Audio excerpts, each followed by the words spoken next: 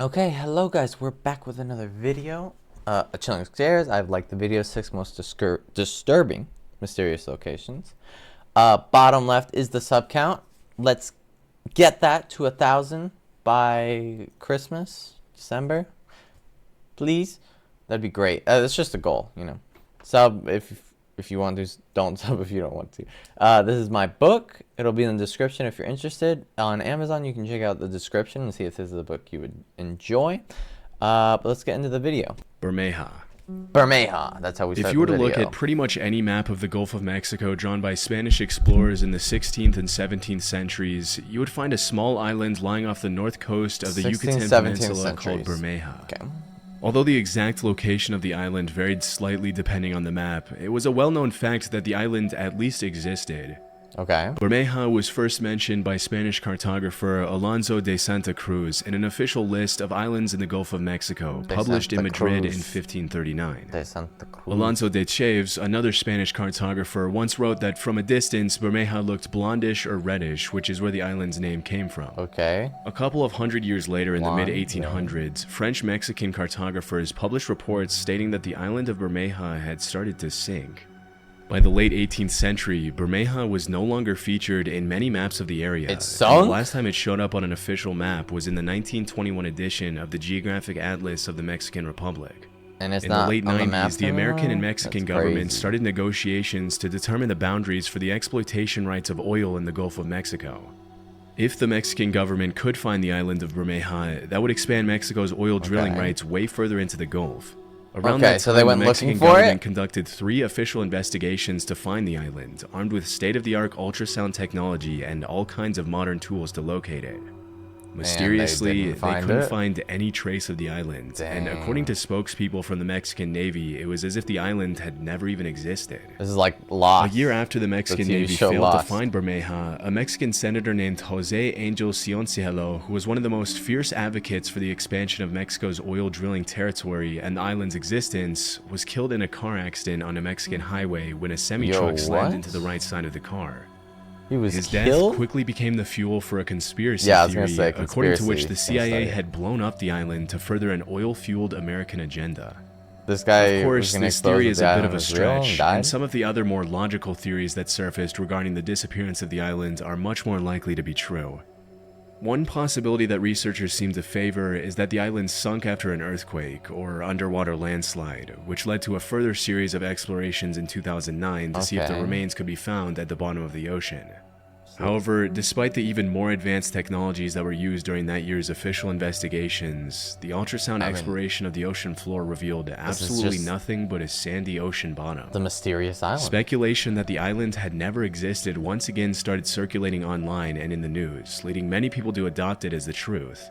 People said it was After the reddish failed blondish. explorations in 2009, Julio Zamora, president of the Mexican Society of Geography, claimed that the existence of the island of Bermeja had probably been faked by early Spanish explorers to throw off other explorers and military rivals from other countries. This would make sense, as it was common practice to make slightly inaccurate maps back then for the sake of strategy. Another possible theory is that the island could have been drawn by one cartographer in the wrong location by mistake and replicated dozens of times over the centuries by other Yeah. unaware cartographers. One person messes up and everyone Still, else. some researchers think that copies due it to as the very fact. precise descriptions of the island's physical appearance, Yeah, Bermeja there are probably did descriptions exist, of but it. in another location. Despite the abundance of theories regarding the mysterious island's location and existence, 15 years after the last exploration of the last known location of Bermeja, the truth is still a mystery The last and will probably exploration remain was that way 2009. forever. Okay. Yeah, you know, I got a theory here. What if this island was actually an alien ship that flew off one day? There we go. There's my theory. Overton Bridge. Built in gonna drink some 1895 in Dumbarton, Scotland, the Overton Bridge is a Gothic-style bridge overlooking a Scary 50-foot bridge. ravine that leads up to Overton House, a 19th-century manor in the Scottish Lowlands.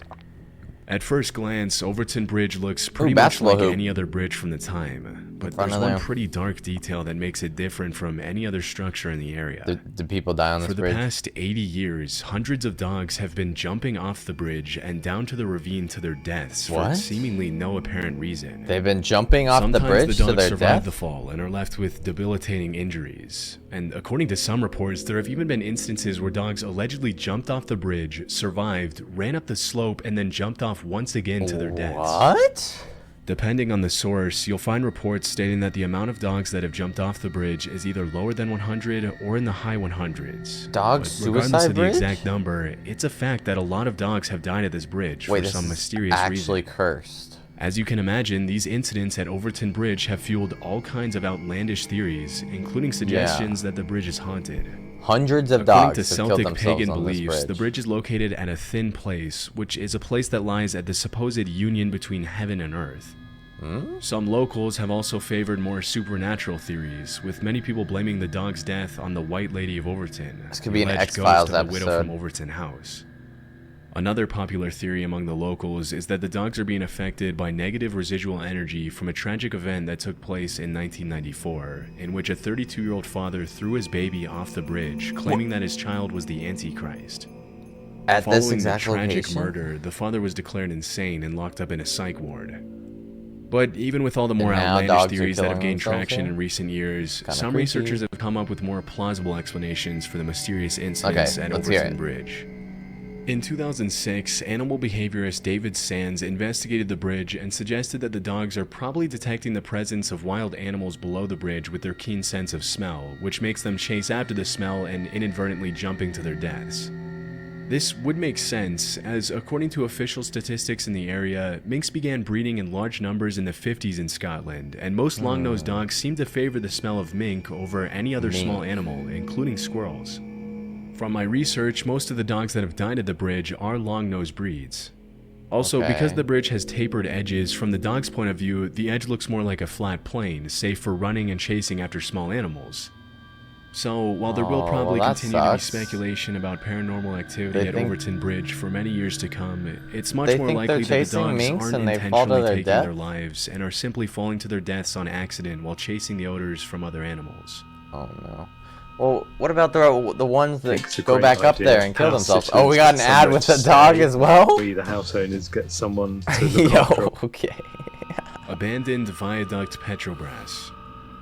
So In the my nose is a little itchy 1950s, the here. Brazilian government began a project to build BR-101, Brazil's BR. longest highway spanning almost 3,000 miles. Battle Royale. In the 1960s, construction began on a segment of highway called the Viaduct Petrobras that was meant to cross the Brazilian jungle to connect Rio de Ooh, Janeiro and Santos, São creepy. Paulo.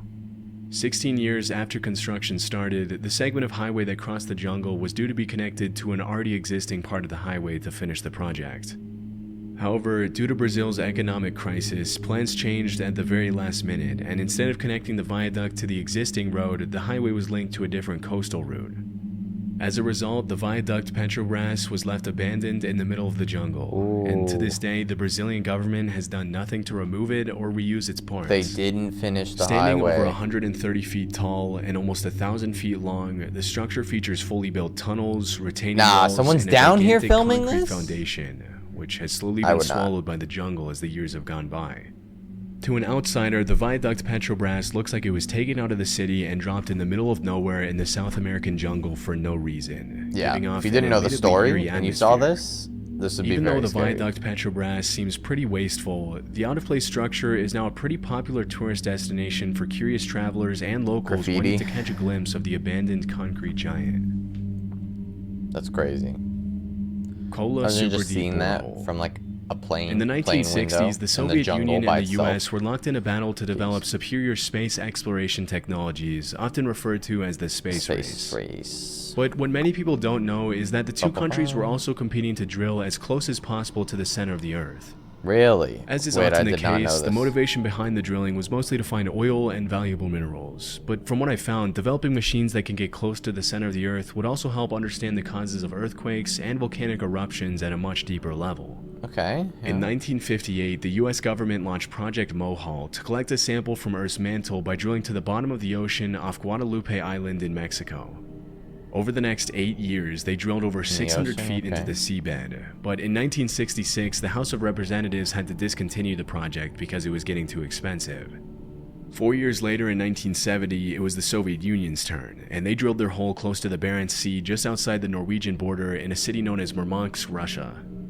At the Russia. time, the Soviets' goal was to drill as far down as possible, which researchers hoped would be a little over 90 miles. Why is this Unlike on the the Chilling US, the Scares video? Soviets What were do a they little more find down successful there? with their attempt and managed to drill way deeper into the Earth's crust, which resulted in the creation of the Kola Super Deep Borehole, also known as the world's deepest man-made hole. With a total depth of over Deepest man-made 40,000 hole. feet, or around 7.5 miles, the Kola Super Deep Borehole is deeper than Sorry, the Mariana guys, I- Trench. Or around 7.5 miles, the Kola 7.5 Super Deep miles, Borehole okay. is deeper than the Mariana Trench, and its depth surpasses the height of Mount Everest. Wow. As the project progressed, the scientists realized don't the fall in temperature that was hole. much higher than expected at every point below 10,000 feet, and at around 7.5 miles below the surface, the drill reported a temperature of almost 360 Fahrenheit. This was way higher than the 212 degrees Fahrenheit the scientists had predicted at that depth. 212. So compared even to though the Soviets had 360? broken a record with the You're gonna get Kola some new borehole, scientists. they too had to discontinue the project in 1992 due to increasing rock densities So we're and just crazy high discontinuing these temperatures. holes that are just And in there? 2005, the drill was shut down and the hole was sealed for good. Oh, sealed. Okay. However, that wasn't the end of the story, and there's a slightly more disturbing reason why people remember the Kola Super Deep Borehole. Ooh. In the late 80s, a strange story started circulating in several Christian Finnish newspapers, Christian. which reported that a group of Soviet scientists had drilled a hole to the center of the Earth and had allegedly lowered an extremely heat-tolerant microphone into the hole. Through this, they supposedly heard a series of extremely Oh, disturbing, no. tormented screams coming from the bottom of the well. Throughout the 90s, the story spread to other countries, until even American Hearing newspapers stuff were running it. at the bottom of the earth? As the story gained popularity, sound files with the supposed audio of the tormented screams from the center of the earth started appearing everywhere online, with allegations that the screams came from tormented souls stuck in hell. As it was later revealed, the original recording of tormented screams was made from a loop of various sound effects and the soundtrack from the 1972 movie Barren Blood. Okay. From this point forward, it was pretty much common knowledge that the screams were fake. It was just faked. Okay. However, it is a fact that some pretty disturbing sounds have been heard coming from the Kola Super Deep Borehole, along with other super deep boreholes. In 2013, Dutch artist Lotte Gieven traveled to the 30,000-foot deep KTB Super Deep Borehole in Germany, where she lowered a microphone protected by a thermal shield to see if she could pick up any Ooh, sounds can at we the hear bottom it? of the well. Interestingly, a mysterious deep rumbling sound that scientists couldn't explain could be heard through the microphone, which in the artist's own words, some people thought sounded like hell, while Couldn't others thought they explain could it? hear the planet breathe. Even though the sound is pretty cool to hear, even if a little haunting, the consensus among scientists is that the sound comes from layers and layers of rocks rearranging themselves after being moved around by the drill that made the hole. What? We don't get to hear it? Potomsky Crater. I gotta look this up. Sound. Is this?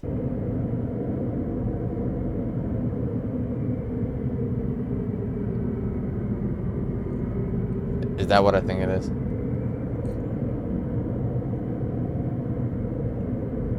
It's a pretty scary sound to hear from the bottom of the earth.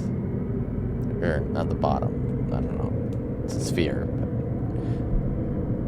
Back to the In video. 1949, a Potomsky Russian Crater. geologist named Vadim Kolpakov stumbled upon a mysterious crater with a diameter of over 500 feet UFOs, and a height okay. of almost 140 This is the stuff feet that interests in me the Irkutsk, most. Siberia.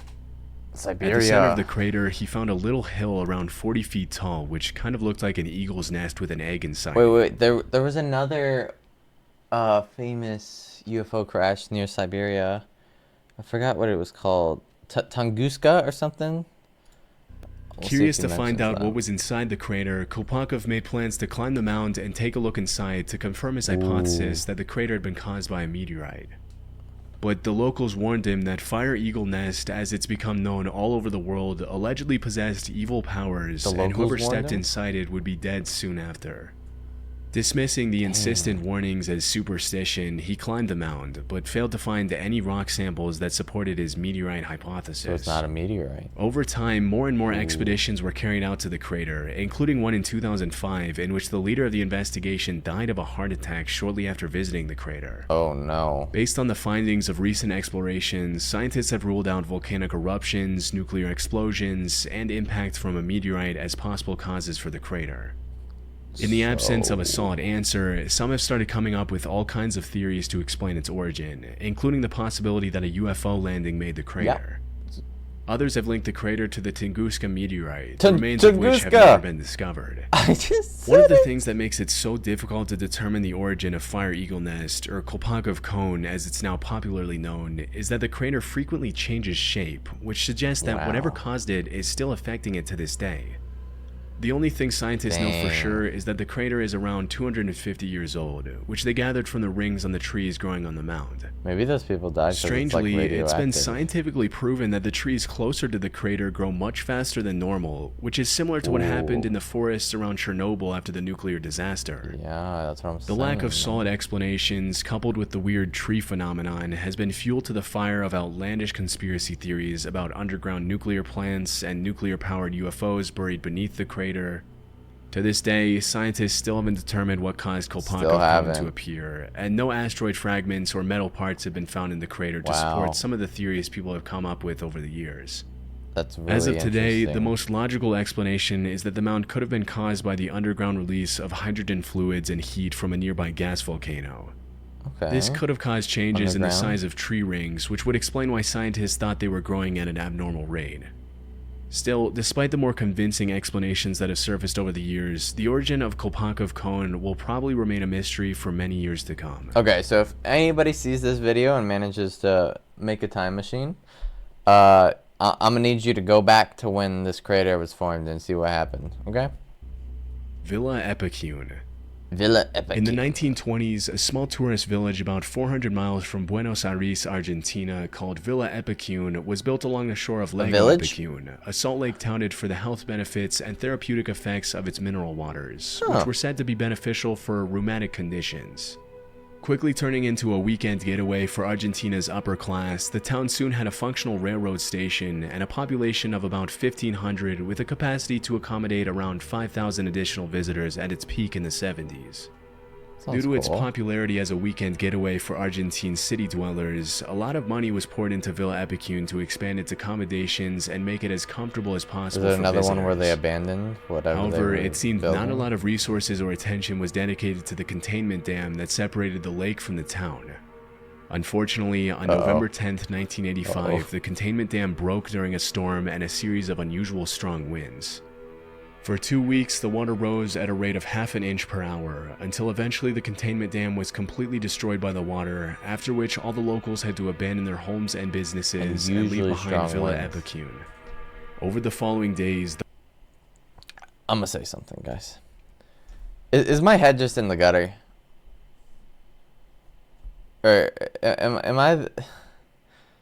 Like, am I just a horrible person for thinking instantly that this looked like something else? Homes and businesses and leave behind Villa Epicune. Like, you even got the boat going through the middle there. I'm sorry, guys. I'm immature. Days, the flood Forgive drowned me. the town Let's over just continue. 30 feet underwater, and it wasn't until 25 years later in 2009 that the waters began to recede and now show the eerie remains of the town, which now looks like something out of a dystopian movie. From above, you can see the original layout of the streets of Villa Epicune, along with its many businesses and the houses 1,500 people called home.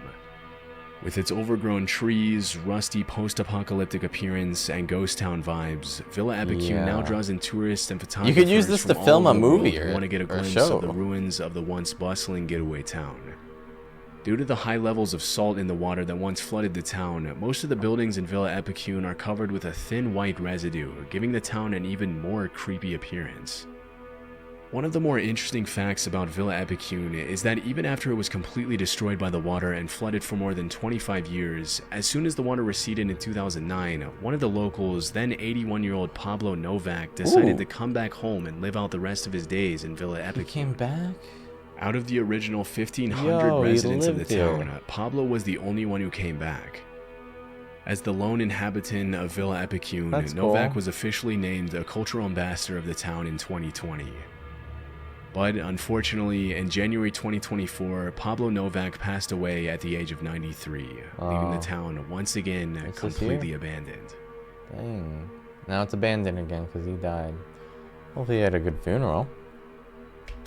Okay, well, sorry.